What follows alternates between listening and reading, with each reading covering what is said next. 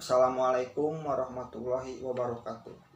Dalam video kali ini saya akan mempraktekkan tentang proses penyembelihan hewan kurban dan akikah. Untuk kurban sendiri dilaksanakan pada tanggal 10 Zulhijjah. Kemudian dilaksanakan pada 3 hari tasyrik, yaitu 11, 12, dan 13 Zulhijjah.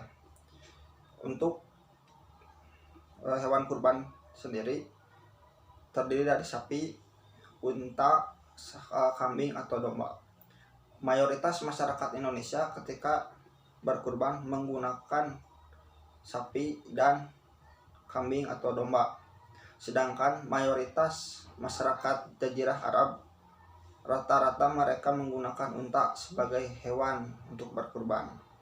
Nah, untuk satu sapi terdiri dari 7 orang pengurban. Untuk unta terdiri dari 10 orang pengurban, sedangkan untuk kambing atau domba sendiri 1 orang pengurban untuk 1 domba atau kambing.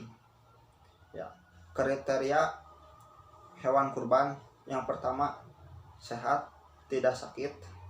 Yang kedua tidak cacat sebelah atau giginya ompong.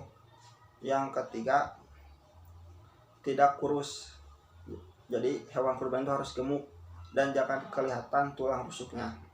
Kemudian untuk hewan akikah sendiri, untuk pelaksanaan akikah dilaksanakan pada hari ke-7 setelah kelahiran sang bayi. Untuk hewan akikah lebih dianjurkan 1 kambing untuk bayi perempuan dan 2 ekor kambing untuk bayi laki-laki.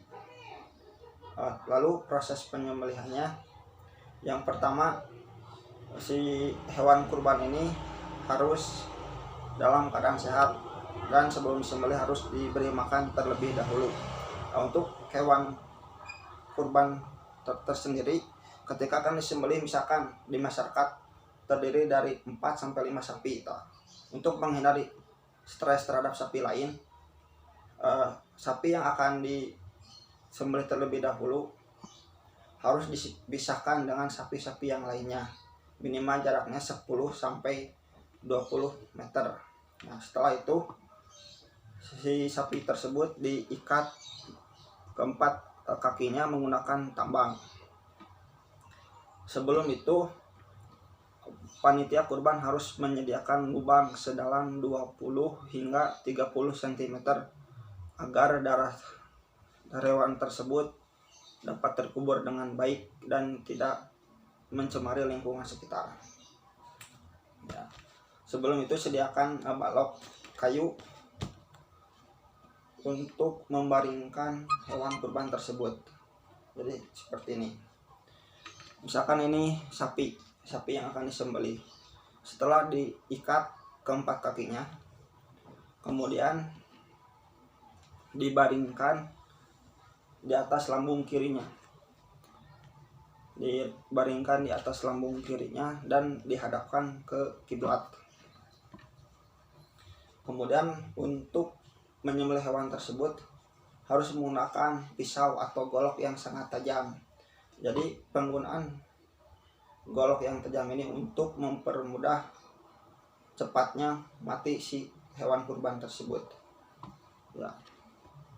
Setelah dibaringkan seperti ini, si jagal atau penyembelih hewan bersiap-siap untuk menyembelih dengan membaca Bismillahirrahmanirrahim seperti ini. Bismillahirrahmanirrahim. Dan setelah darah disembelih hingga putus lehernya sehingga mengalir darah kepada lubang tersebut yang telah disediakan. Nah, setelah darahnya habis, kemudian sapi ini siap untuk dikuliti, kemudian dagingnya dipecah-pecah dan dibagikan kepada masyarakat. Untuk pembagiannya terdiri dari 3 bagian, 1/3 untuk si pengurban, 1/3 untuk fakir miskin, 1/3 untuk si jagalnya atau yang membantu proses penyembelihan. Nah, sedangkan dalam penyembelihan hewan akikah sama seperti penyembelihan hewan kurban, namun yang membedakannya hanya hewan. Hewan yang digunakan untuk akikah itu adalah 1 ekor kambing untuk bayi perempuan dan 2 ekor kambing untuk bayi laki-laki. Proses penyembelihannya sama. Kambing ini dibaringkan menghadap arah kiblat, kemudian si penyembelih membaca doa Bismillahirrahmanirrahim. Nah, setelah membaca tersebut langsung disembelih hingga lehernya terputus dan darahnya mengalir ke lubang yang telah disediakan.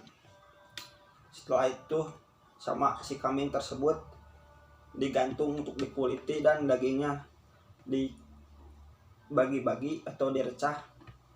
Setelah itu dibagikan kepada tetangga sekitar dengan daging mentah. Jadi sekian tentang proses penyembelihan hewan kurban dan hewan akikah. Terima kasih. Wassalamualaikum warahmatullahi wabarakatuh.